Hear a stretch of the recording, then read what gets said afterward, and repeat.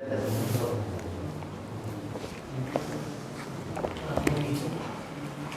kita mulai. Bismillahirrahmanirrahim. Assalamualaikum warahmatullahi wabarakatuh. Alhamdulillahi nahmaduhu wa nasta'inuhu wa nastaghfiruhu wa na'udzu bihi min shururi anfusina wa sayyiati a'malina may yahdihillahu fala mudilla lahu wa may yudlil fala hadiya lahu. Asyhadu an la ilaha illallah wahdahu la syarika lahu wa asyhadu anna Muhammadan 'abduhu wa rasuluhu la nabiyya wa la rasula ba'dahu. Qala ta'ala fil Qur'anil Karim ba'da an a'udzu billahi minasyaitonir rajim ya ayyuhalladzina amanu taqullaha haqqa tuqatih wa la tamutunna illa wa antum muslimun. Wa qala rasuluna Muhammad sallallahu alaihi wasallam ittaqillaha haitsu ma kunta wa atbi'is sayyi'atal hasanata tamhuha wa khaliqin nasa bi khuluqin hasanin. Allahumma la sahla illa ma ja'altahu sahla wa anta taj'alul hazna idza syi'ta sahla. Allahumma anfa'na bima 'allamtana wa 'allimna ma yanfa'una warhamna fi majlisina hadza ya arhamar rahimin. Amma ba'du, khadhi talabah syadakum ta'ala naftatih wa nabda awalan darsana wa liqa'ana hadha as-sabah bil basmalah. Sekarang tanggal 21 20 tanggal 21. Absen dulu. Hanif izin ya, ngantar ya. Haidar, Fatih,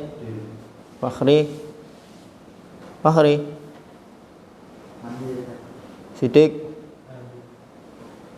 Farhan, Lintang, Rashid, Mu'ad, Mufti, Ibnu, Lukman, Rifai, Amri, Naufal, kapan pulang ya?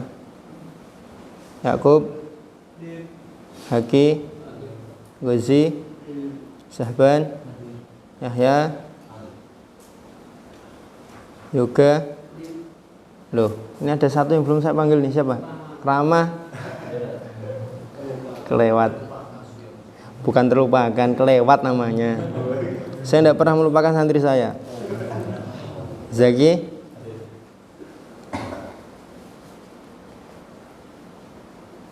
kemarin itu kita masuk Wahyudin kemarin ya.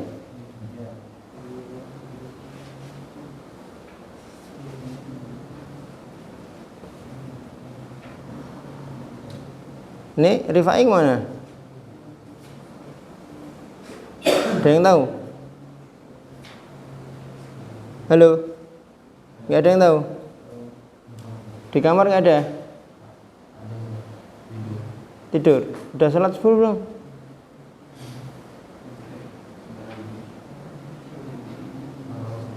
Hah? Roset? Gimana Roset? Fahri mandi Fahri.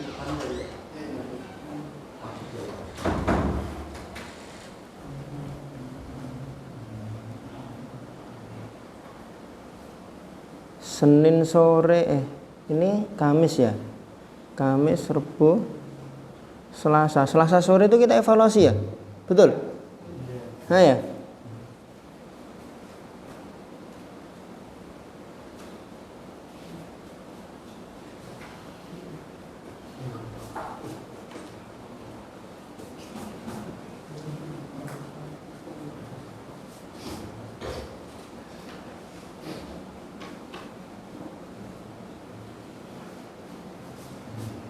Oke, pagi hari ini kita akan membahas dan mengkaji satu pembahasan terkait dengan al-musyrif. Atau kalau dalam istilah kita mungkin ya mas'ul tahfidz. Mas'ul tahfidz. Kalau di buku ini musyrif halaqah itu disebutnya dengan mu'allim, kemudian mas'ul tahfidz disebut dengan musyrif. Tapi kalau yang kita pakai biasanya kan halaqah itu ya musyrif halaqah, kemudian di atasnya musyrif halaqah ada mas'ul tahfidz.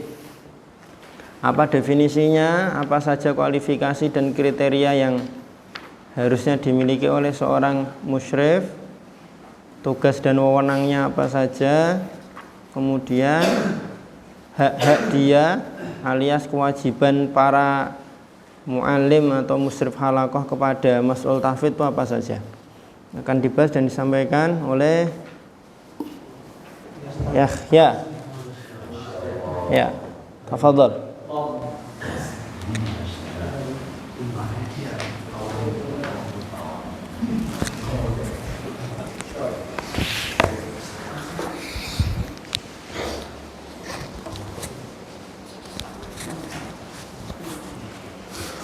Bismillah, assalamualaikum warahmatullahi wabarakatuh. Waalaikumsalam warahmatullahi wabarakatuh. Hamdan wa syukran ala ni'amihi wa nusalli ala Muhammad ala nabiyina Muhammad sallallahu alaihi wasallam wa ala alihi wa sahbihi ajma'in. Langsung saja membahas tentang musyrif, pembimbing atau pengampu. Yang pertama yaitu adalah definisi ta'rifuhu. Ta'rif ini dibagi menjadi dua, ta'rif definisi secara bahasa dan definisi secara istilah. Adapun definisi secara bahasa itu dibagi menjadi tiga. Kalau yang di sini yang di garis bawah di tulisan tebal, al-itlau ala amri min fauq, yaitu adalah mengurusi sebuah perkara dari atas. Fayuqal musyrifu alal wadi, mengurusi dari atas lembah. Terus yang kedua wa ta'ahudu wa ri'ayatu, menjaga dan mengawasi. Kemudian yang ketiga, yang terakhir yaitu adalah wal muqarabatu minasyai', mendekati dari sesuatu. Adapun yang istilah di sini banyak yang masuk ke dalam nitok ta'rif istilahi, yaitu ada yang dari bentuk imarah, habis itu qiyadah dan idarah. Tapi yang dimaksud dengan musyrif di sini bisa dilihat di 203 paragraf yang kedua. Secara umum definisi secara istilah yaitu adalah huwa syakhsul ladzi, yaitu adalah seseorang yang yusghilu munsiban idarian yukhawwiluhu qiyadatu al-majmu'ah. Udah ketemu? Paragraf yang kedua, yang kiri.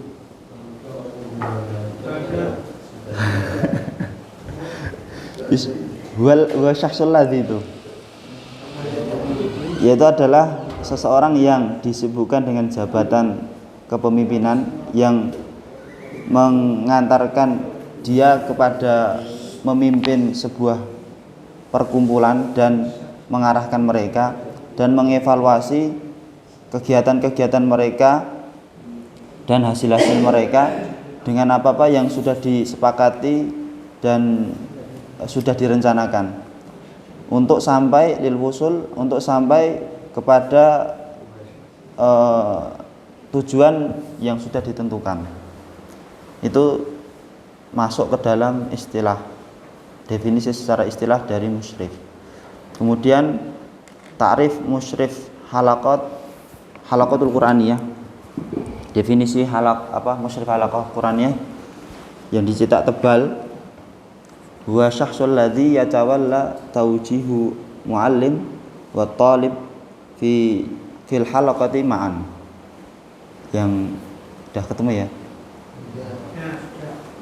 Yang artinya seseorang yang mengurus untuk mengarahkan mengarahkan muallim dan talib di dalam halaqah bersamaan dan mengoreksi secara rutin idarian wa ilmiyan, mengoreksi secara idarian itu ya ini resmi dari kantor kurikulum itu maksudnya itu, baik idarian wa ilmian, praktek atau teori. Oh. Bisa juga seperti itu. Ya, mengoreksi teori idarian dan amal ilmian. Oh. Idarian itu praktek, ilmian itu teorinya. Bisa klidauri dengan skala rutin. Secara rutin. Kemudian mengevaluasi pekerjaan atau amal mu'alim untuk bisa menaikkan yartaqi bihi ila ahsanil mustawa yadmanu afdhalun nataij, menaikkan kepada level guru yang lebih tinggi. Kemudian yang kedua, takwim tadi apa? Menerjemahkan apa takwim? Mengevaluasi. Evaluasi, ya. Kemudian yang kedua adalah buah ataupun dampak musyrif kepada jiwa-jiwa murid. Amilin ya Pak, orang-orang yang pengen beramal. Kayak orang-orang yang mengasuh halaqat Qur'aniyah.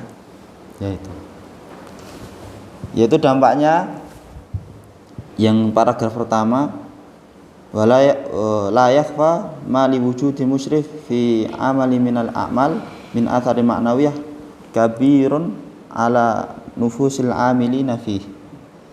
Tidak ditutupi lagi apa yang ada di dalam musyrif, ada yang di diri musyrif itu, di dalam amalannya itu terdapat dampak secara maknawi yang besar di dalam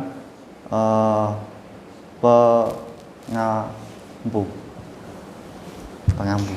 Tidak dimungkiri bahwa adanya musyrif dalam satu amal, satu aktivitas atau satu proyek dari berbagai macam amal atau proyek apapun, min atharin itu ada efeknya maknawiyin, secara maknawi, kabirin yang besar terhadap siapa? Ala nufusil amilina fihi, terhadap jiwa orang-orang yang berkiprah atau ikut andil dalam amal tersebut. Paham ya? Tidak dapat dimungkiri bahwa satu amalan itu, satu pekerjaan itu kalau ada musyrifnya, mesti nanti di situ seorang musyrif itu ada efek maknawi yang besar terhadap orang-orang yang menunaikan atau melaksanakan amal tersebut. Terus itu tergambar di tenangnya jiwa dan penetapannya dan lain-lain, itu banyak di bawah. Nah, itu yang pertama, efek samping dari adanya musyrif terhadap al-amilin, orang-orang yang berkiprah dan andil adalah nanti jiwa itu akan merasa tenang, merasa istiqrar, itu ya nyaman. Kenapa kok dia tenang dan nyaman? Nanti jatah siqah, lanjut. Nanti jatah siqah fi husni siril amal. Itu adalah adanya nanti kepercayaan di dalam baiknya amal yang sir. Sebagai buah dari kepercayaan dia. Percaya terhadap apa? Fi husni siril amal, bahwa amal yang dia kerjakan ini insya Allah baik. Kenapa? Karena ada yang mengontrol, yaitu musyrif. Adanya musyrif itu membuat para ustadz tenang. Kenapa kok tenang? Karena yang dilakukan itu ada yang ngontrol, ada yang ngecek. Paham maksudnya ya? Terus kemudian yang bawahnya juga paragraf kedua, kama la yakhfa atharul musyrif fi tahfiz ala itqanil amal wa jiddi fi. Tidak dipungkiri lagi efek musyrif dalam tahfiz itu akan menguatkan amal dan menyemangatinya di dalam halaqah. Fit tahfiz, mendorong atau memotivasi ala itqanil amal, untuk mengerjakan satu amalan itu dengan itqan. Itqan itu ya teliti, jeli sampai beres dan tuntas. Wal jiddi fi, dan sungguh-sungguh dalam beramal, melakukan tugas-tugas dia dalam proyek atau amalan tersebut. Kan gitu. Kalau tidak ada musrif kan nggak ada yang bakal menanyai dia, nggak akan ada yang mengevaluasi dia. Tapi ketika bakal ada yang nanya, bakal ada yang evaluasi, nanti akhirnya para musrif halaqah itu akan bersungguh-sungguh dalam melaksanakan tugas-tugas dia. Makanya perlu dan penting sebagai mas'ul tahfidz, nanti kalau ada di antara antum yang jadi mas'ul tahfidz dimanapun tempatnya, untuk melakukan ini checking terhadap mu'alim halaqah.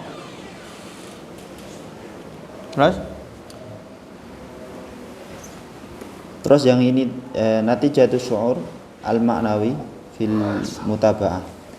Ini juga akan menghasilkan hasilnya perasaan secara maknawi dengan pengecekan tadi. Bukan. Jadi natijah di sini itu menjelaskan kenapa kok bisa akan terdorong untuk itqanil amal wal jiddi fihi, natijatus syu'uril ma'nawi bil mutaba'ah, karena atau buah hasil dari perasaan secara moral bil mutaba'ah, untuk dikoreksi. Jadi karena merasa akan dikoreksi, ada yang mengoreksi, maka orang itu akan itqan dalam beramal dan al-jid, bersungguh-sungguh. Wa anna hunaka man sayuqawimul asalib wa yaqisun nata'ib. Ada nanti orang yang mengevaluasi metode-metode dan mengukur nilai. Jadi natijah ada 2 kali natijah itu. Natijah maksudnya menjelaskan kenapa kok bisa itmi'nanun nufus wastiqraruha, karena ada thiqah fi husni saidil amal wa tahaqquqil ahdaf al-marsumah, karena ada kepercayaan diri bahwa tujuan ini nanti akan tercapai. Wa adamu dhiya'in juhud al-mabdulah, sudah merasa usaha dia yang sungguh-sungguh itu tidak akan terbuang sia-sia, kan gitu. Terus lembar ke sebaliknya, yaitu sifat-sifat seorang musyrif dalam atas halaqah dan kecakapan atau keahliannya yang harus dimiliki. Kualifikasi. Ya, kualifikasi lah bahasanya. Yaitu sifat-sifatnya, yang pertama ayakuna ladaihi qadrun minujil aqli wa tawazunil atafi. Yaitu adalah seharusnya seorang musyrif itu memiliki kemampuan dari matangnya akal dan proporsionalnya simpatik. Maksudnya dalam amal itu harus ya udah matang akalnya gitu. Kalau belum matang direbus dulu. Kalau dia udah matang kan menetapkan suatu keputusan itu enggak pelan-pelan. Ya ada hukumnya, ada dasar-dasarnya. Jadi hasilnya juga matang. Terus juga proporsional dalam kelembutan, simpatik. Jadi spek minimal kalau bahasa HP ya. HP-nya ada speknya kan, RAM berapa, ROM berapa, kamera berapa megapiksel, layarnya berapa in kan gitu. Nah, untuk musyrif, untuk mas'ul tahfidz itu spek minimal dia itu adalah nudjul akli wa tawazunul atifi. Kedewasaannya sudah matang, emosionalnya sudah seimbang, sudah balance. Tapi kan yang namanya manusia tetap nanti kadang ada bapernya tadi ya. Kalau 1 atau 2 kali tidak masalah. Yang penting secara umum emosinya itu sudah stabil. Emosinya sudah stabil. Kenapa? Kalau nggak stabil nanti ada kasus, ada perkara, nanti udah yang ada marah-marah terus, antum ini gimana? Kan kemarin udah kita ingatkan, kalau ngatur halaqah itu santri yang malu itu jangan dipaksa terus, nanti malah makin minder. Gimana sih antum ini jadi musyrif halaqah? Antum mau tak rekomendasikan ke mudir biar dipecat aja?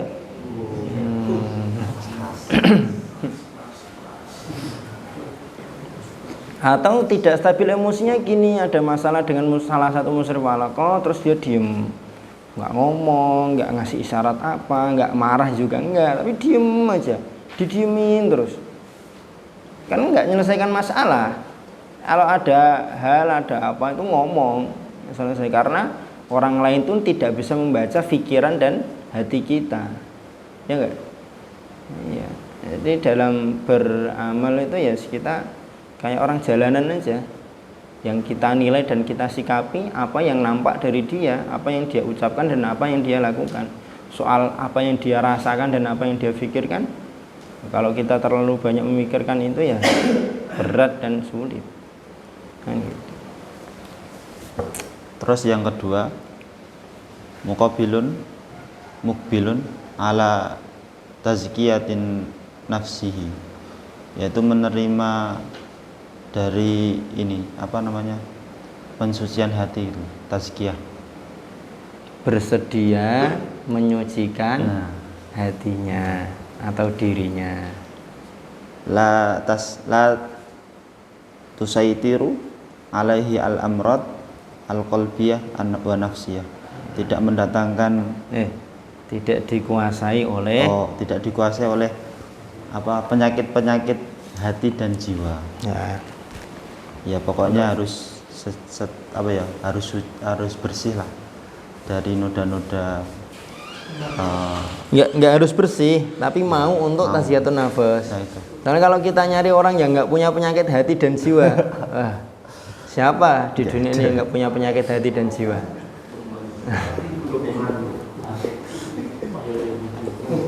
Terus yang ketiga, la yaghlu fi dinihi wa manhajihi, tidak berlebihan dalam menerapkan metodenya.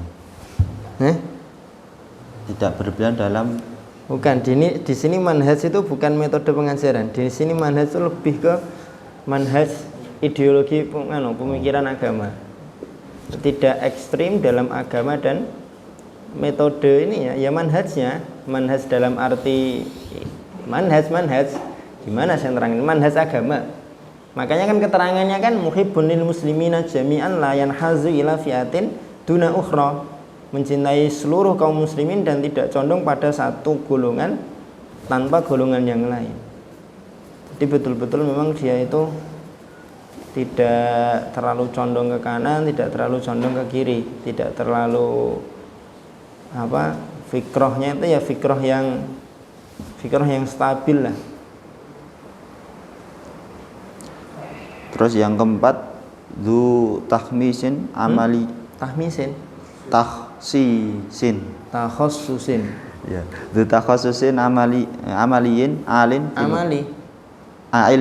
ilmiyin alin fil Qur'anil Karim, mempunyai kekhususan ilmu yang tinggi di dalam Al-Quran.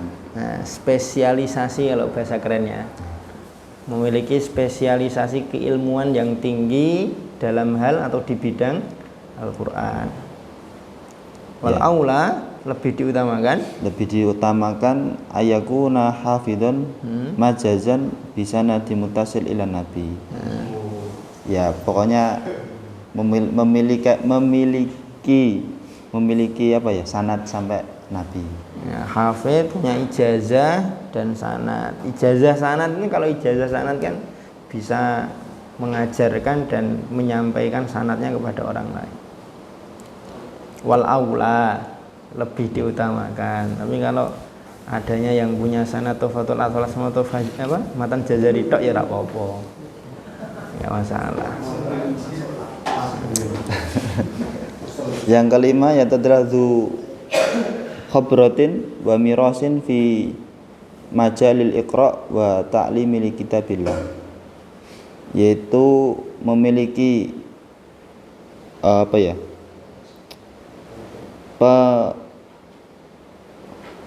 memiliki pengalaman yang terlatih dan dalam lingkup, memiliki pengalaman dan terlatih dalam lingkup dalam hal iqra dan pembelajaran dengan kitab Allah Subhanahu wa taala di dalam halaqah. Iqra itu apa? Membaca. membacakan. Ya, membacakan talqin. Talqin. Ya, jadi harus berpengalaman dan terlatih lah. Udah sering mengucapkan makhraj huruf yang sudah dipelajari. Jadi pas di depan santri nggak ada yang salah. Terus yang keenam yaitu adalah fatonun dzakiyun. Ya, cerdas dan pintar. Ya, bisa apa ya? Ya, kekreatifannya itu ada. Bentuk kecerdasannya apa? Daqiqul mutaba'ah wal mulahadhah. Nah, itu yang penting. Yaitu Standar minimal kecerdasannya itu daqiqul mutaba'ah wal mulahadhah. Apa daqiqul mutaba'ah? telitinya dalam mengecek dan memperhatikan. Sangat teliti. Daqiq itu kan dikoh, betul-betul sampai butiran-butiran terkecil itu dievaluasi, dicek, diperhatikan. La yaghtarru bil madhahir, tidak tertipu dengan yang nampak-nampak saja. Au yankhadi'u bil kalamil ma'sul al munammak. Enggak tahu terjemahkan. Tidak tertipu dengan perkataan manis yang terhiasi. Al ma'sul itu dari kata asal. Mana asal? Madu. Cek kan, Musyrif Halaqah. Gimana? Alhamdulillah Ustaz. Santri-santri lancar semua, tidak ada masalah. Nah, kita just pokoknya ini sistem yang antum terapkan, masya Allah. Ya kan? Ternyata malah cuma jilat doang dia di hadapan kita. Ketika kita cek mendetil, kita cek ke santri, kita cek mutabaah, loh kok kayak gini? Berarti kemarin ini ya ular berbisa berarti. Ya, kalau seyogianya kalau mas'ul tahfidz itu ini fatonun dzakiyun daqiqul mutaba'ah wal mulahadhah. Terus yang ke-7, nasyitun, rajin, muhibbun li tanakul wa ziyadah. Cinta untuk dia itu ziyadah apa ziyarat? Oh, ziyarat. Cinta untuk berpindah.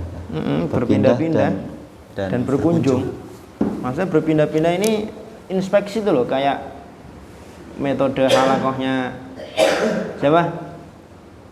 Abu Musa Al-Asy'ari. Buat banyak dia keliling. Makanya sebenarnya idealnya itu mas'ul tahfidz memang tidak perlu punya halaqah. Karena walaupun dia nggak punya halaqah, tugas dia tiap hari itu udah lebih dari musyrif halaqah karena dia keliling ngecek. Kecuali memang SDM-nya sangat terbatas.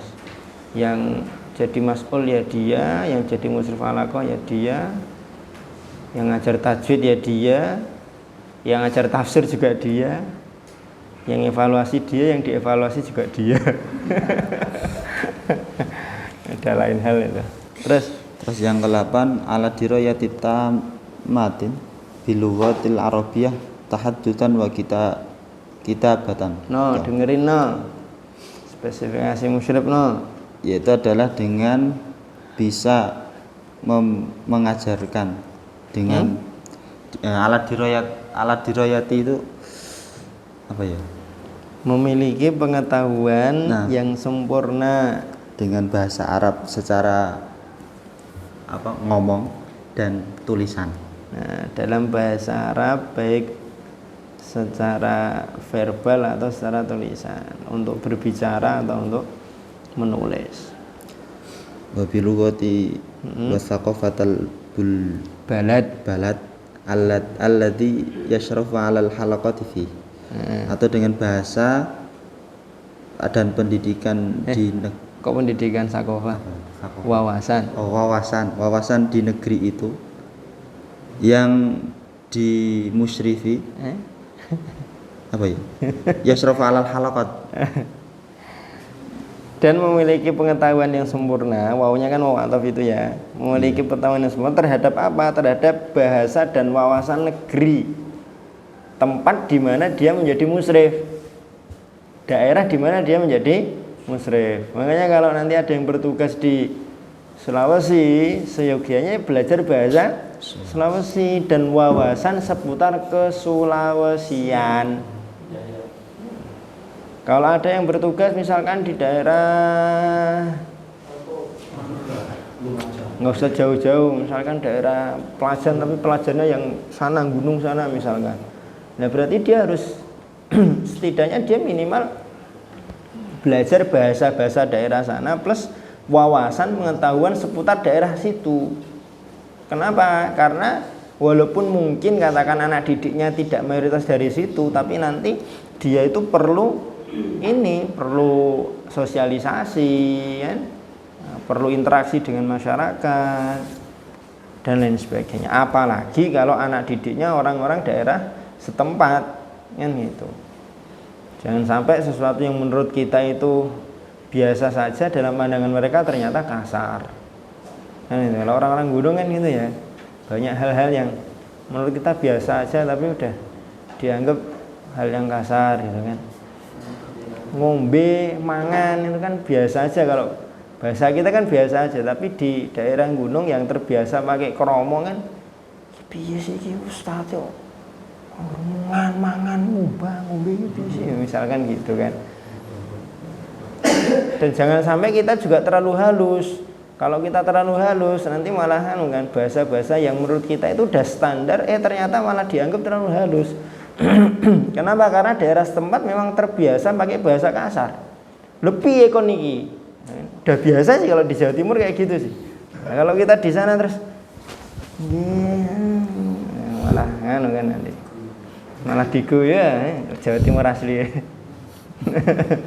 Tapi nek Madiun masih agak lembut ya. Nah, daerah Surabayanan yang udah mulai ya. Bojonegoro enggak ada. Ada no dari Bojonegoro angkatan Hanif. Oh Hanif ya. Tapi Hanif orangnya kalem ya. Apa pas pelajaran tok kalem. Gitu. Wawasan setempat juga penting. Artinya ada hal-hal yang mungkin secara suluk ya, secara tingkah laku itu menurut kita biasa, ternyata menurut pandangan orang setempat ternyata itu hal yang tabu untuk dilakukan misalkan kan gitu. Seperti misalkan apa ustadz atau kiai jalan-jalan nggak pakai peci, itu bisa jadi di satu daerah atau di satu tempat itu menjadi sesuatu yang hina. Masa ustadz kok dolan rak nganggo peci, keluar rumah kok nggak pakai peci misalkan, atau sholat nggak pakai sarung, itu bisa jadi juga nanti jadi catatan. Makanya perlu dan penting untuk mengetahui wawasan daerah setempat. Terus yang kesembilan, ladai ilmamun jayyid bi ba'dil maharat al-asasi, memiliki pengetahuan yang bagus dengan sebagian keterampilan pokok. Allati yatlubuhal asr wa taqtadihi tabi'ati al-amal. Tabi'atul amal. Yang diminta oleh masa, dituntut oleh masa dan harus gimana ya? Kalau bisa ada, yaitu matalan al-khitobah, ceramah atau menjadi imam, komputer dan bahasa Inggris. Jadi harus ya setidaknya bisa inilah gitu, komputer bahasa. Punya skill dasar yang menjadi tuntutan zaman dan konsekuensi dari pekerjaan dia. Dan dia mas'ul tafid, diamanai untuk imam rawatib, tapi untuk jadi imam dia nggak bisa, dia mentalnya masih baca Al-Fatihah, kalau di belakangnya itu ada 3 soft, kakinya masih ada gempa Jogja. Gitu. Terus masuk yang ke pembahasan kedua, muhamul musyrif alal halaqati wa solahiyati, yaitu kepentingan musyrif. Maham itu tugas. Oh, tugas musyrif dalam halaqah dan wewenangnya. Tugas dan wewenang musyrif terhadap halaqah. Terus baris yang kedua, haitsu kana minal mu'taqid, yang itu nggak bisa kalau antum baca langsung dari baris kedua nggak memahamkan nanti. Yakhtalifu mafhumul isyraq. Apa ya? pemahaman tentang isyraf itu pada hari ini tuh berkebalikan dengan mafhum dengan pemahaman yang sudah dibahas di awal tadi tentang musyrif halaqah. Nah, wa haitsu kana minal mu'taqid, dan bahwasannya pemahaman itu sampai menjadi keyakinan.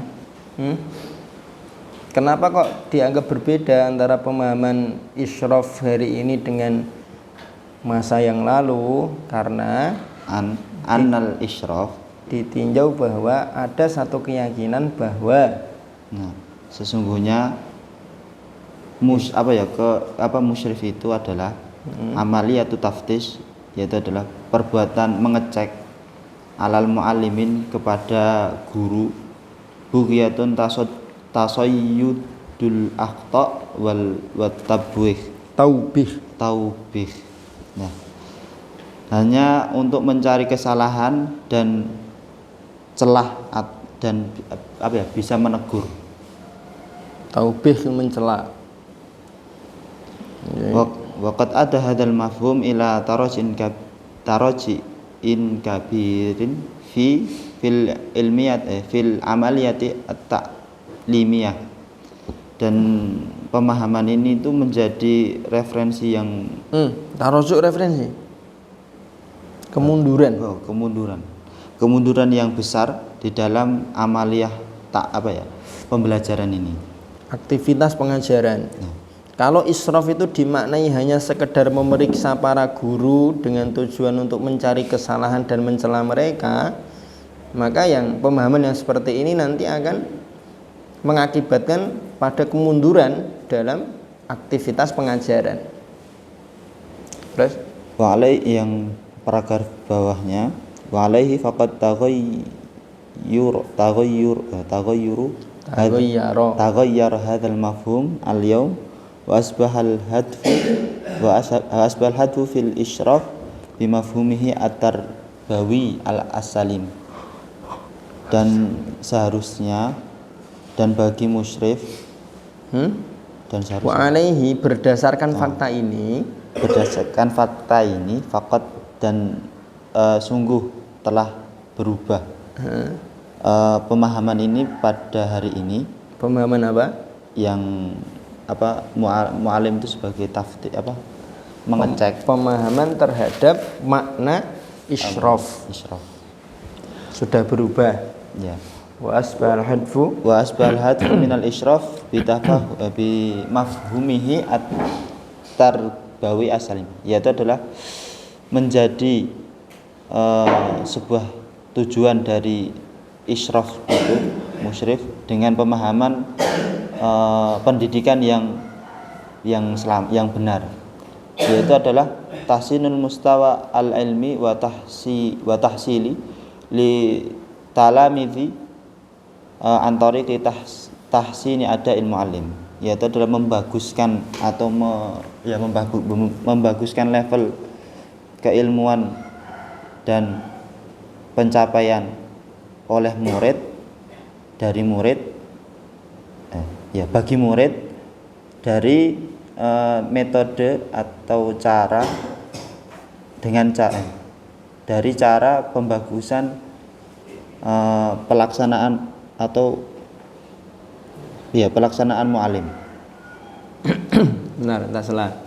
Jadi kalau antum menerjemahkan kalimat bahasa Arab, terus antum ngapa sih? Karena menerjemahkan kalimat bahasa Arab, pengen antum terjemahkan secara global satu kalimat atau satu baris, maka huruf-huruf jar itu jangan antum terjemahkan letterlek sebagaimana zahirnya, seperti li, an, bi, fi. Karena kadang dalam satu kalimat itu fi maknanya bukan di dalam, bi maknanya bukan dengan, li maknanya bukan untuk. Karena nanti penerjemahannya disesuaikan dengan siyakul kalam alias konteks kalimat. Itu ya. Ya, betul. Ya. Maksudnya yaitu adalah amal isyraf itu untuk meningkatkan level murid dari yang pertama cuman Iqra, kemudian bisa menghafal. Nah, dengan cara untuk memperbaiki cara pengajarannya guru. Maksudnya gitu, paham ya? Jadi praktek lapangannya itu ya seperti di ustadz-ustadz kita pas awal-awal itu. Jadi sebelum kita masuk mungkin udah ada apa namanya, acara sebelum apa ya, upgrading bagi ustadz itu. Ustadz siapa? Iya, ustadz ini mungkin. Sebelum mengajarkan kepada kita mungkin. Jadi kalau musyrif itu dia tidak langsung memperbaiki ke anak. Jadi yang langsung ke anak itu si muallim alaqah. Lah adapun musyrif atau masul tafid dia boleh langsung nyentuh ke anak, ke santri atau ke siswa. Tapi yang lebih menjadi prioritas itu dia ngoreksi dan mengevaluasi bagaimana model dan bentuk metode pengajaran para muallim atau musyrif halaqah. Karena kuncinya kan ada di musyrif halaqah. Kalau musyrif halaqah itu tidak benar dalam menjalankan halaqah, dalam manage halaqah, ya sudah. Gitu. Terus wa yakunu dzalika bi tanfidil musyrif li muhammitaliyat, yaitu untuk pelaksanaan musyrif itu dengan tugas-tugas di bawah ini. Yang pertama mutaba'atut tanfid li khutat. sebentar. Nah, tahsinul mustawal ilmi wa tahsinil talamid, antara kita sini ada ilmu alim itu bisa tercapai bitanfidil musyrif lil mahamid taliyah, dengan melaksanakannya seorang musyrif terhadap tugas-tugas sebagai berikut. Yang pertama mengecek pelaksanaan dari langkah dan acara-acara para mas'ul dari halaqah. Ya, mengecek metode dan acara-acara yang sudah berjalan dari setiap halaqah-halaqah yang ada, dengan wadzalika bil mubasyarah al maidaniyah lil halaqah, langsung turun tangan dalam mengeceknya. Yang kedua yaitu adalah tansiqi bainal halaqah wa jihadul muallim, Wal jihad wal jihadul mas'ulah, mengatur atau memprogramkan di antara halaqat dan para mas'ul, mengkoordinasikan halaqat-halaqat yang ada dengan pihak berwenang. Maksudnya pihak berwenang di sini bukan polisi ya. Maksudnya pihak berwenang itu ya tim kemudiran dan lain sebagainya. Terus yang sebaliknya, yang nomor 3 yaitu mengembangkan dan membaguskan kondisi halaqah dengan yang pas dan situasi dan kondisi tempat yang tercapai. Maksudnya Mutahah itu tercapai. iya. Kalau saya menerjemahkannya tersedia. Terus Yang keempat yaitu adalah menentukan pertemuan ataupun kumpul yang rutin bersama guru untuk mengupas celah dari rencana celah tutrahu min khilaliha, dalam min khilaliha itu dari celah-celahnya, maksudnya dalam pertemuan rutin dengan para mu'alim itu membahas rencana-rencana yang baru dalam metode pengajaran dan pengarahan atau bimbingan kepada murid. Terus yang kelima itu masih penting semua itu.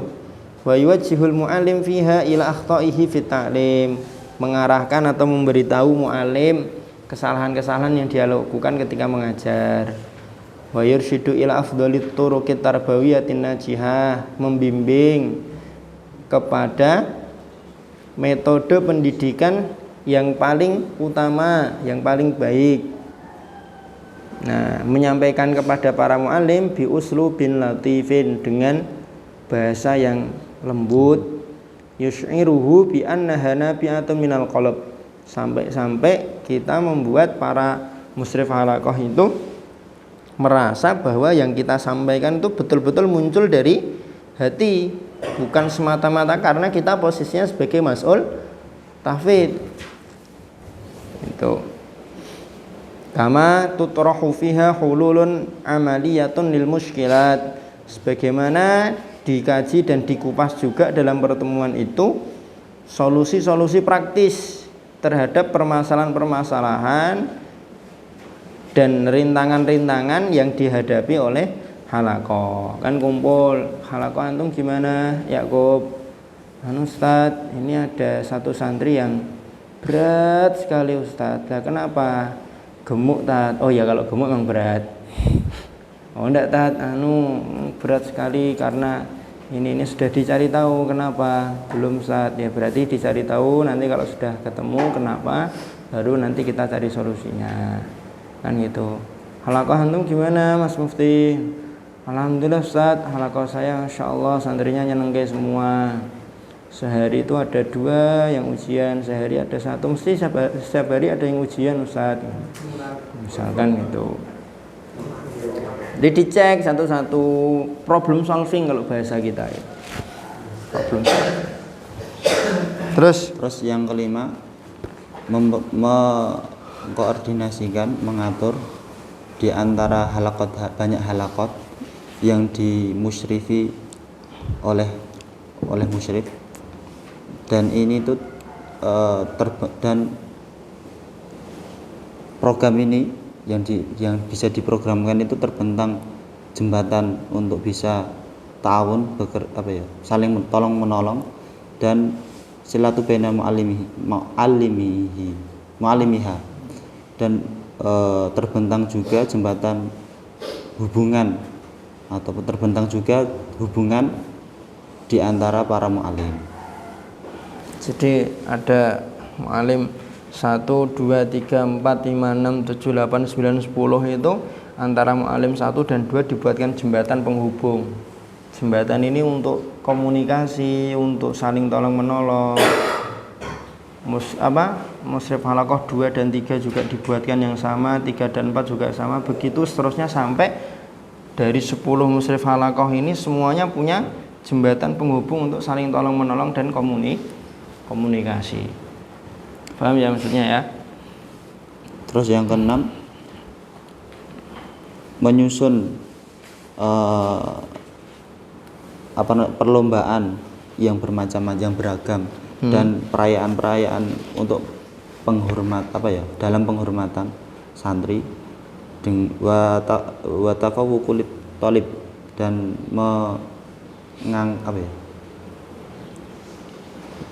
mengangkat atau meninggikan untuk murid dalam halaqah, dan mengundang para wali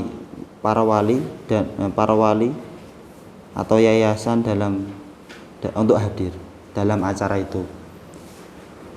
Yang ketujuh yaitu adalah al-isyraf ala istiqbali masahif wal kitab wal manahij al-lazimah, yaitu dengan mengatur atau mengadakan untuk mushaf dan kitab dan manhaj yang lazim, buku-buku manhaj yang lazim.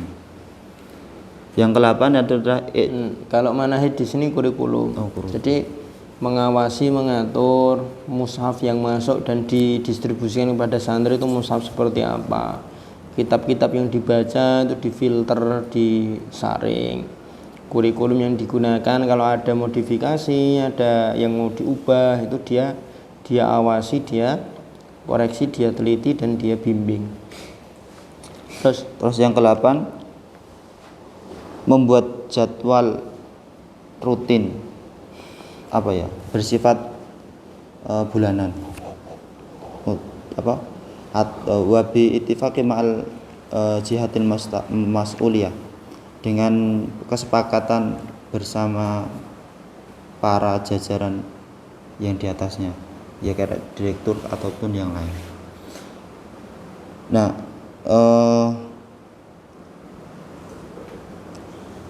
jadwal rutinnya untuk apa? Baik bulanan atau sesuai kesepakatan. wa yanbaghi ayyahtawi hadha taqrid Jangan situ dulu. Anis ziyarat al-maidaniyah. an ziyarat al-maidani allati qama biha al-musyrif lil halaqah wa an siri tahfidz fiha, dari kunjungan lapangan, Jadwal rutin untuk melakukan kunjungan lapangan Nah, yang dilaksanakan oleh musyrif dalam halaqah dan dari perjalanan tahfidz di dalam halaqah. Wayam bagi maka seyogyanya ayah tawi untuk mengumpulkan hadits takrir, jadwal ini ala asasiyati ataliyah, kepada pokok-pokok di bawah ini. jadwal pertemuan atau jadwal ini hendaknya mencakup beberapa poin berikut. Yang pertama, binisbati likulli halqah yashrafu 'alaiha, dengan menisbatkan kepada perhalaqah yang dimusyrifi. Yang bagi ayah at-taqrir ala, dan seyogyanya untuk mengumpulkan jadwal ini atas pertama tarikh ziyadah wal hadfiha, tanggal nambahnya dan tujuannya. Nambah Ziarah, tanggal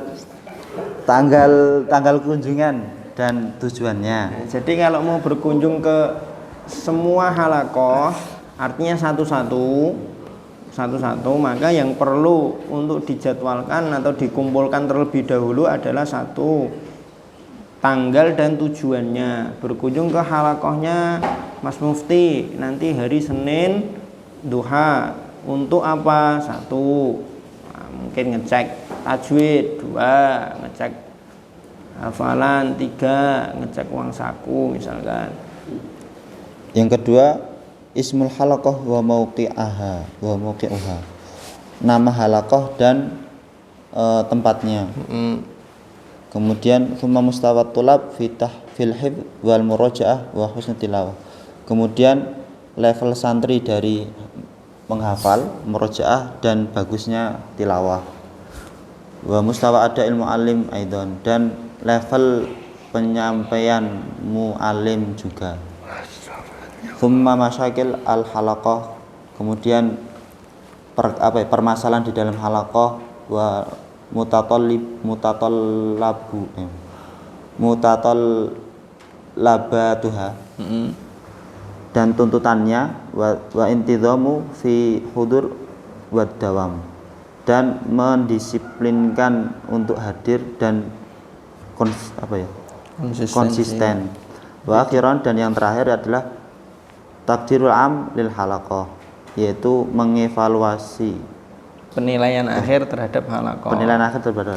Jadi setelah dicek bagaimana hafalan, murojaah, dan tilawah santrinya, bagaimana efektivitas pengajaran gurunya, masalah-masalah yang ada dalam halaqah tersebut, bagaimana kehadiran dan keghaiban serta izin dan keterlambatan para santrinya, baru kemudian dinilai, oh halaqah antum bintang 2, santrinya pada nggak ada peningkatan, musyrifnya keset.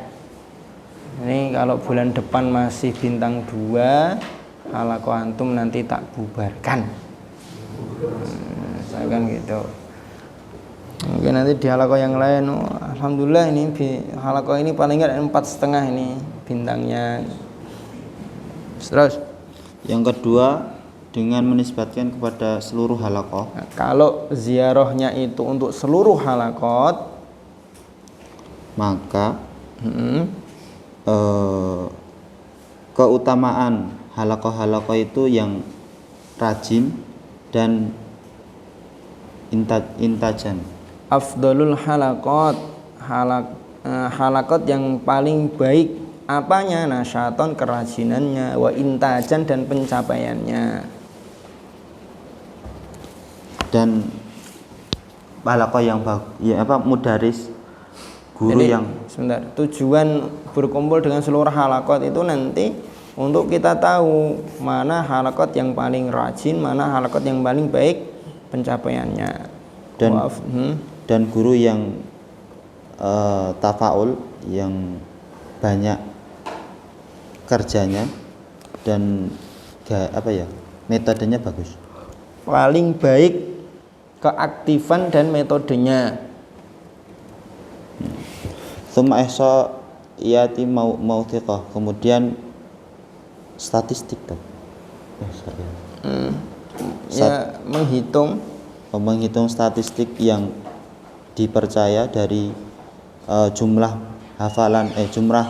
penghafal murid yang hafal secara semuanya, atau 20 juz minhu 20 juz atau setengahnya, sampai sempurnalah indikasi dari yang pertama dan yang terakhir dari untuk mencapai target atau menghasilkan. Yang kesembilan, israful mali, mengurusi finansial. Wadzalika bi mubasyarat istilami al mukafaat lil muallimin fil halaqah, yaitu dengan langsung memberikan mukafaah gaji. Ya, kalau mukafaah sih gaji bagi muallim di dalam halaqah, yaitu. Kemudian yang terakhir, wa akhiran, yang paling bawah sebelum solahiyah, yaitu berpartisipasi di dalam tasji'il ikhwah, memotivasi saudara muhsinin kepada ala da'ma al halaqah, untuk mendukung halaqah. Wal amalu ala musanadati al jihatul mas'ulah fi, dan beramal kepada jajaran pondok contohnya. Terus yang kedua, solahiyah al musyrif alal halaqah, yaitu adalah wewenang seorang musyrif di dalam halaqah, yaitu yang pertama ziaratul mufajaah lil halaqah duna tartibi musbiqi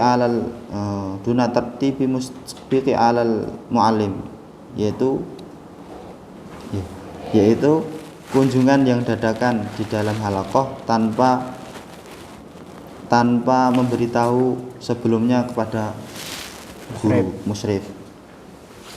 Kemudian yang kedua, menguji siapa saja yang musyrif mau dari halaqah dengan izin guru untuk memunculkan level yang umum di dalam halaqah, untuk mengetahui level global halaqah tersebut. Terus yang ketiga, mengeliminasi iqsa, mengeliminasi siapa saja yang berhak dari guru itu untuk mengajari. Yang keempat, iqsa uman yasahikum minal muallimina min muhimmatid tadris, mengeliminasi guru yang berhak, mengeliminasi orang yasahiku yang berhak minal muallimina dari para pengajar, min muhimmatid tadris dari tugas mengajar. Ba'da raf'i takririn bil asbab, setelah menyerahkan atau mengangkat, kan raf itu mengangkat, tapi ya menyerahkan. Takrir itu ya lembaran berisi laporan tentang sebab-sebab kenapa kok fulan ini dia putuskan untuk dieliminasi. Bahasa kasar itu dipecat. ilal jihatil mas'ulah wa muwafaqatuha alaihi. Terus yang keempat, melihat kemampuan dari guru atau menambahnya kemampuan yang lil mubarizi minha, yang nampak yang jelas dari mereka. Terus yang kelima, yang keempat itu menentukan kadar kecukupan para guru, kemudian menambahkan mukafaah. Menambahkan mukafaah di antara mereka. Ba'da tarsyikhihi wa akhdil muwafaqati ala dzalika min al-jihadil mas'ulah, setelah dicalonkan atau dipromosikan dan mendapatkan ACC atau kesepakatan dari pihak berwenang di lembaga tersebut. Pak, ini Ustadz Fulan ini, beliau itu selain menyimak, beliau itu ada tugas ini dan ini. Jadi kalau menurut saya Ustadz yang ini itu mukafaahnya jangan disamakan dengan Ustadz yang lain. Itu Mas'ul Tahfidz berhak untuk melakukan seperti itu.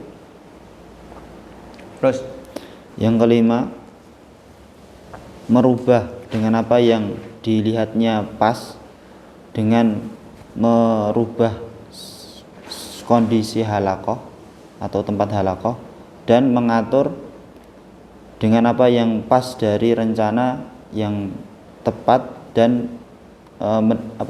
manfaatnya itu bisa dirasakan oleh semuanya. Melakukan perubahan apapun terhadap halakoh yang dia pandang itu akan mendatangkan maslahat. Misalkan ini santri kita 15, kalau kita jadikan 2 halakoh, nanti ada ustadz yang tidak efektif keilmuannya atau kehadirannya di pondok nanti malah akan kurang optimal. Maka kita bagi jadi 3 halakoh saja. Setelah dibagi jadi 3 halakoh, kemudian berjalan waktu, salah satu dari 3 halakoh itu ternyata kok mandul. Nah ini sudah, kalau gitu kita gabungkan jadi 2 halakoh saja, biar ustadz yang satu lebih fokus mengurusi satu dan lain hal misalkan. Itu bagian dari wewenangnya bagian atau Mas'ul Tahfidz. Hatta tempat lokasi itu juga wewenangnya Mas'ul Tahfidz. Terus yang keenam, yang terakhir, yaitu adalah memberikan iqab, hukuman bersifat madi atau maknawi kepada halakot, kepada banyaknya halakot tertentu yang dikira berhak untuk itu. Yang memang berhak, bukan dikira. Oh ya. Terus yang mabhas tsalits, selembar lagi, kewajiban mu'alim terhadap musyrif dalam halakoh.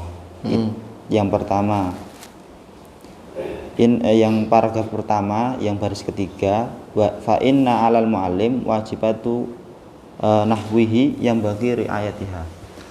Sesungguhnya bagi mu'alim itu ada kewajiban-kewajiban yang seharusnya diperhatikan. Yang pertama yaitu ta'awun ma'a fi injahi muhimmatihi, yaitu saling tolong menolong bersama musyrif dalam mensukseskan kepentingan musyrif.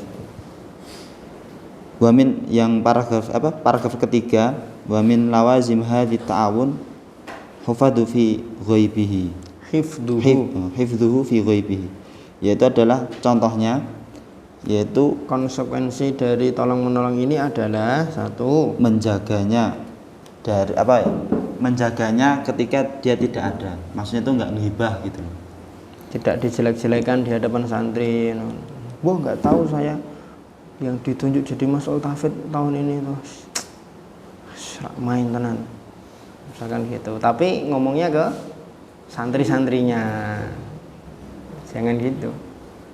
Terus yang kedua yaitulah husnul istiqbaluhu fil halaqah, baik menerima menyambutnya dengan baik. di dalam halaqah. Wal basyasyatu fi wajhihi, dan berseri-seri wajahnya. Lempar senyum sama dia. Terus yang ketiga, wa itla'uhu ala daftaril muallim, memunculkan gitu. memperlihatkan ala daftaril muallim, kepada daftar apa ya? Memperlihatkan kepada musyrif tahfidz ala daftaril muallim, catatan guru. Terus yang terakhir, udah ding.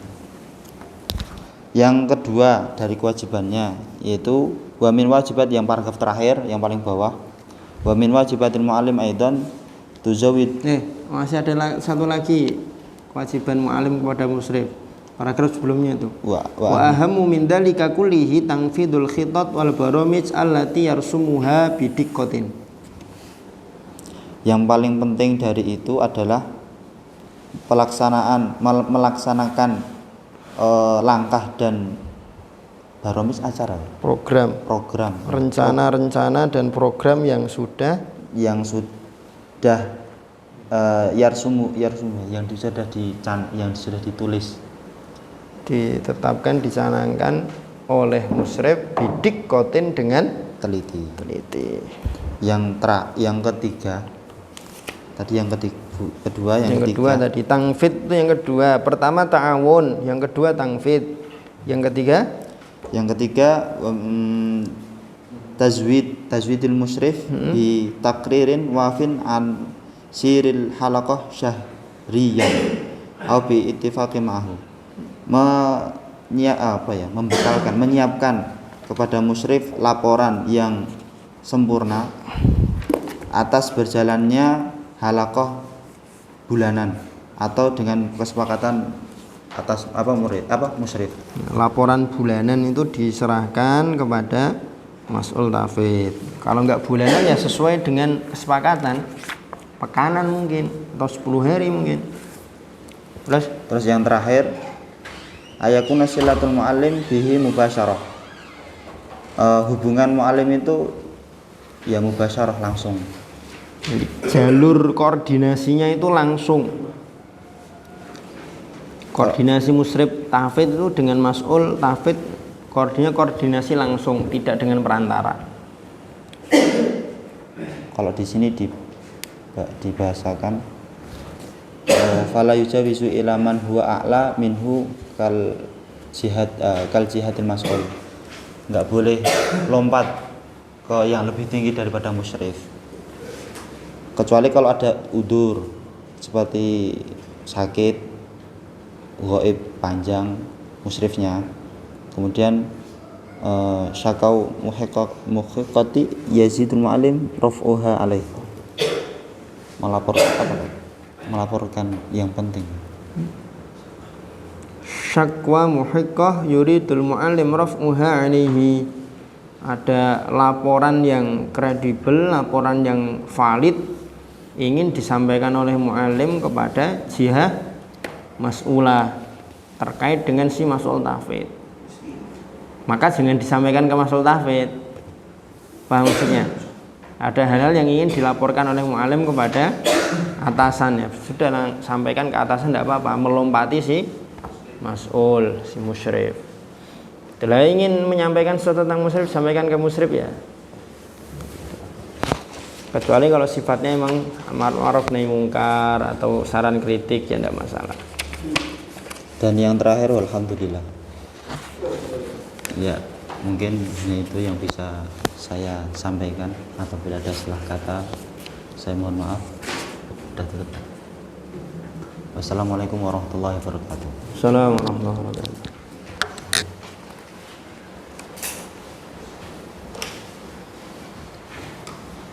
Ya.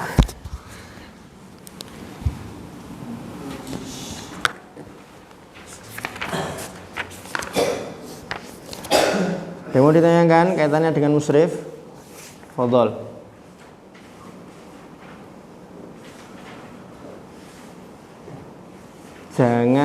Jangan pernah tidak membayangkan sama sekali kalau antum nanti akan menjadi mas'ul tahfidz. atau musyrif tahfidz. Jangan hanya membayangkan nanti antum posisinya sebagai musyrif halaqah. Bisa jadi nanti antum menjadi mas'ul tahfidz, bukan sekedar hanya musyrif halaqah. Maka bab atau fasal ini ya setidaknya betul-betul paham, ngerti dan tahu. Jiwai betul tugas-tugas, terutama tugas-tugasnya tadi ya, tugas-tugas seorang musyrif.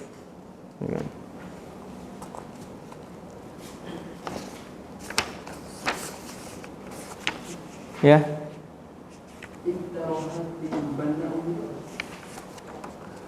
Halaman berapa? Nomor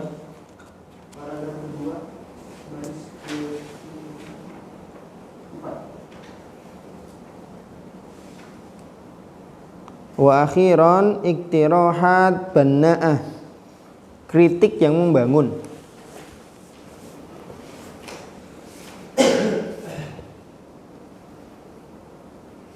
Litasini wat ilhalqat wal irtiqa biha bima yakhdumu abnal muslimina wa yatafiqu man hadaf al marsumah. Kritik yang membangun dalam hal perbaikan terkait dengan posisi dan kondisi halaqah, pengembangannya dan lain sebagainya. Ada lagi? Ya.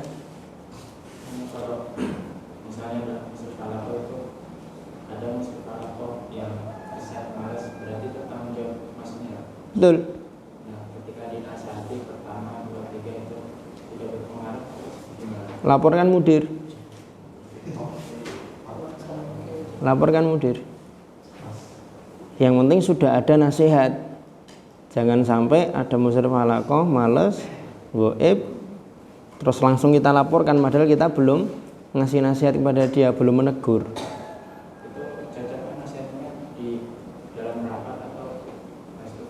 Dilihat orangnya. Kalau orangnya itu kita nasihati face to face sudah bisa berubah, ya face to face saja.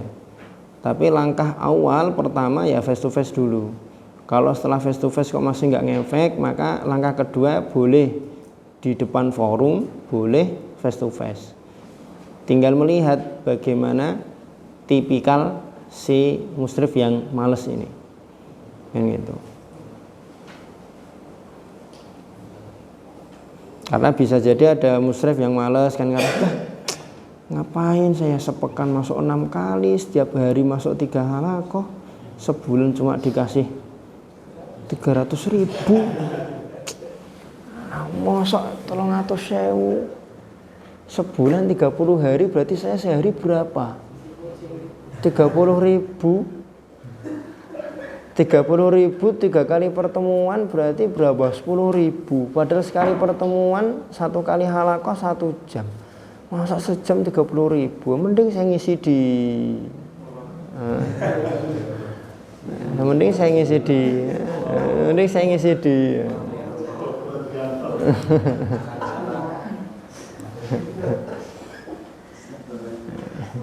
kan bisa jadi di antara faktornya itu lah. Kalau di antara faktornya itu berarti kan perlu ada komunikasi yang aktif dan baik antara musyrif, mu'alim dengan atasan, ya kan? Ya, harus ada komunikasi yang baik dengan atasan. Si musyrif harus ngobrol dengan atasan. Ini sepertinya Pak, mukafaah para asatid ini kok terlalu minimalis ya Pak. Kalau kita buat agak gede dikit gimana?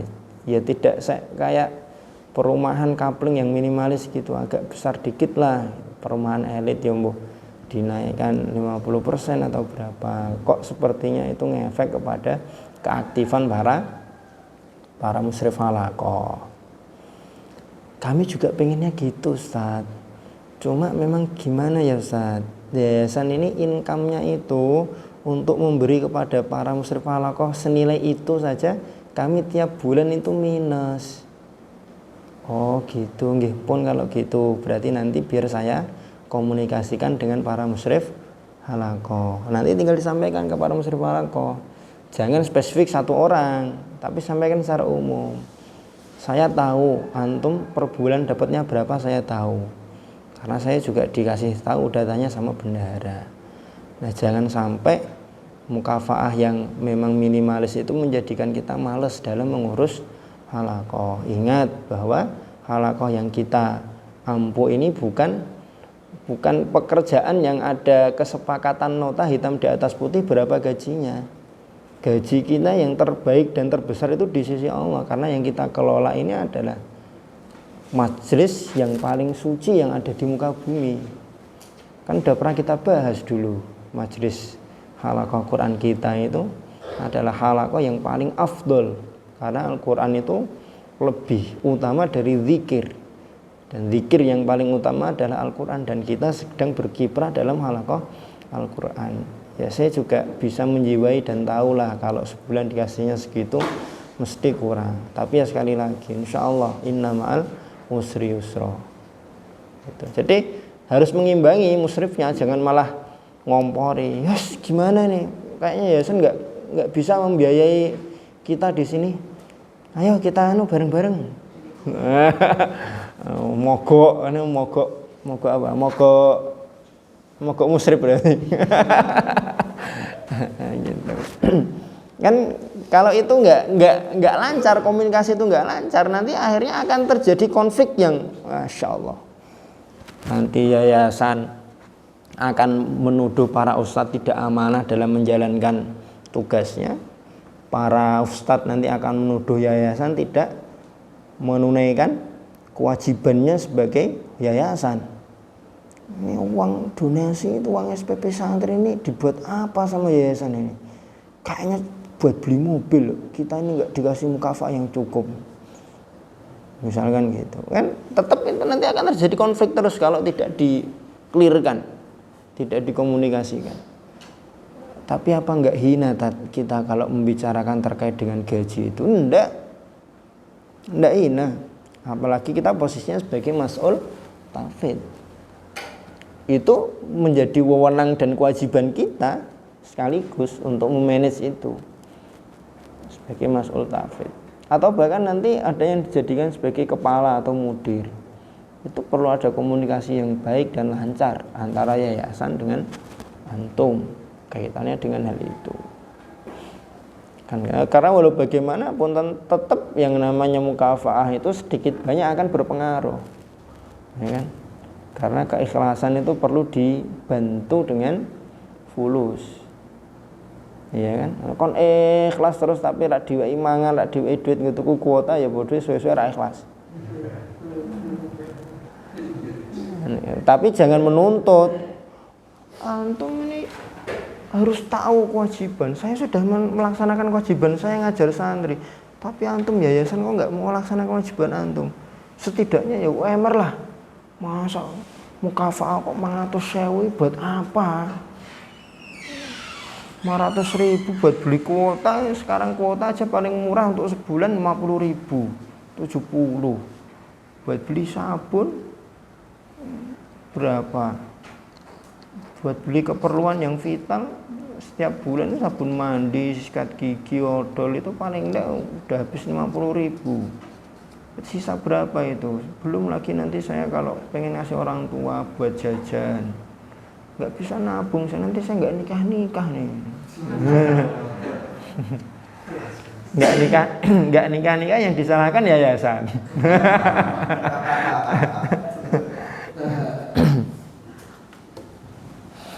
Paham ya yang saya maksud, paham ya?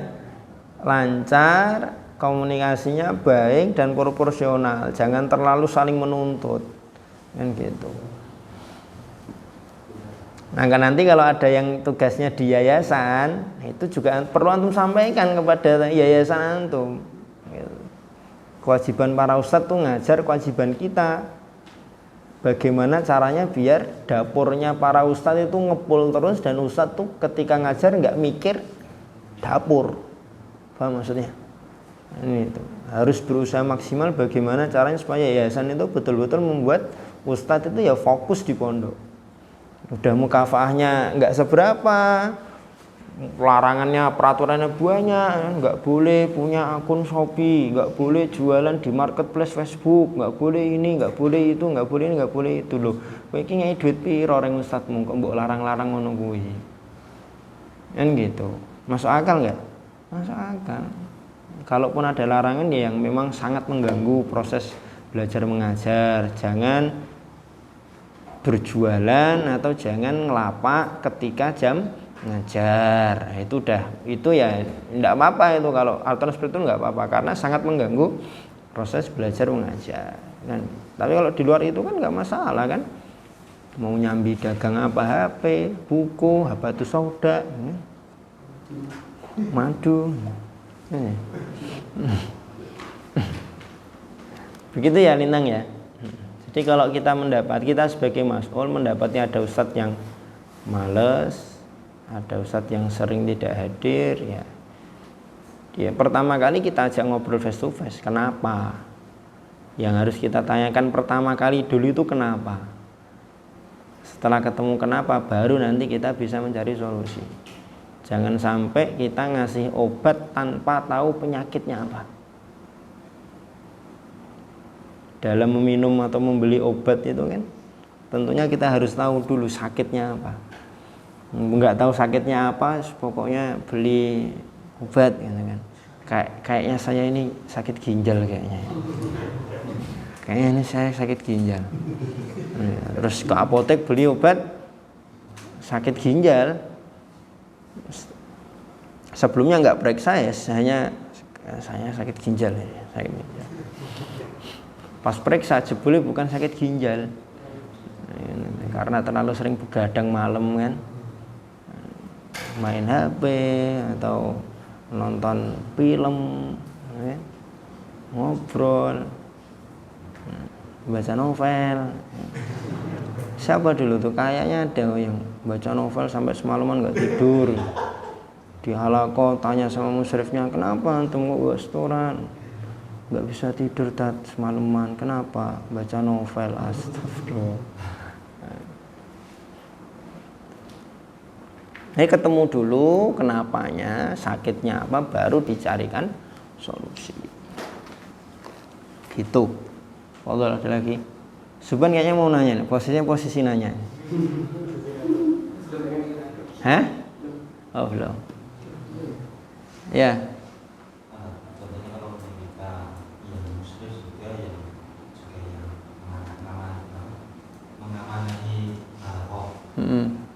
Terus kalau kita pengen ngajak kumpul rutin sama orang arif dari santri, itu cocoknya kita juga dia apa? Kalau arif dari tiap halaqah lebih baik nanti yang koordinasi musyrif halaqah, tidak mas'ul tahfidz secara langsung.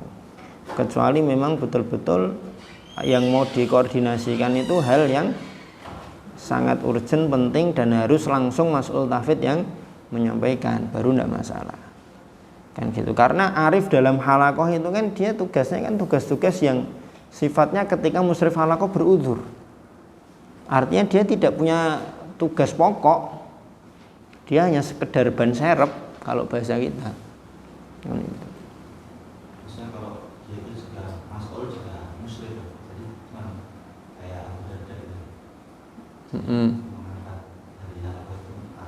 Kita mau mengetahui permasalahan atau nggak tahu, kita ambil dari itu.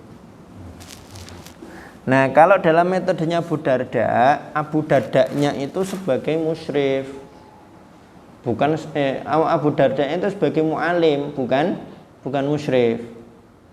Nah kalau yang kita praktekkan kan akhirnya ada 3 lapis strukturnya. Kalau di Abu Darda strukturnya cuma 2. Paham maksudnya? Kan Abu Darda terus arif dari tiap halaqah kan? Sudah. Tapi kalau kita kan enggak. Kalau yang kita praktekkan setiap halaqah ada musyrifnya atau ada mu'alimnya, di atasnya ada satu lagi mas'ul tahfidz. Jadi ada 3 lapis. Paham maksudnya ya? Paham enggak nih? Nah posisi mas'ul itu kalau dalam metodenya Abu Darda ya seperti Abu Darda-nya. arifnya Abu Darda adalah musrif halaqah. Gitu. Paham nggak nih? Nah, arifnya kita dalam halaqah itu ya wakil kita, tapi wakilnya bukan wakil yang tercantum namanya hitam di atas putih, enggak. Bisa jadi hari ini yang kita tunjuk sebagai arif Fahri misalkan, tapi di lain hari bisa jadi yang kita tunjuk Mu'ad atau Rama atau nama-nama yang lain. Gitu. Paham ya? Ada lagi?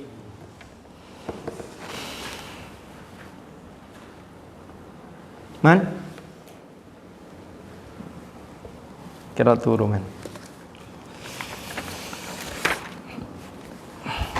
Maaf,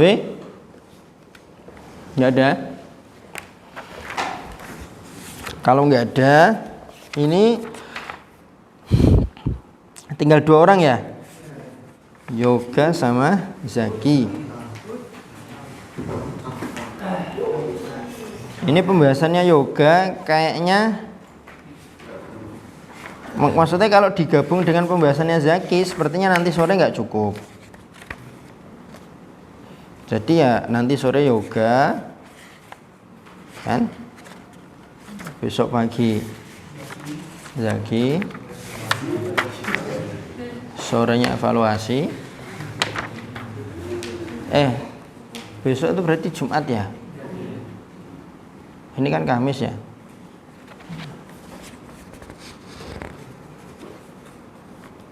Ya betul. Nanti sore yoga, besok pagi Zaki, sorenya evaluasi. Nanti Sabtu Ahad kita baca revisi dari kurikulum yang antum susun. Kalau Sabtu cukup dan habis selesai 4 kelompok ya berarti Sabtu sore bisa kita tutup. Tapi kalau Sabtu itu Sabtu 1 kali pertemuan ya? 1 ya? Ya kalau Sabtu pagi itu bisa selesai 4 kelompok ya berarti Sabtu itu juga kita tutup. Kalau tidak selesai ya berarti Ahadnya baru kita tutup. Karena saya Sabtu mulai besok, mulai Jumat kan sudah mulai ngajar yang itu juga, Tarikh Tasyrik, seperti yang punya antum dulu. Gitu. Kalau tidak ada lagi yang mau disampaikan di Tibyan Istifsar, ditanyakan ya, kita tutup dengan membaca doa kafaratul majlis. Subhanakallah.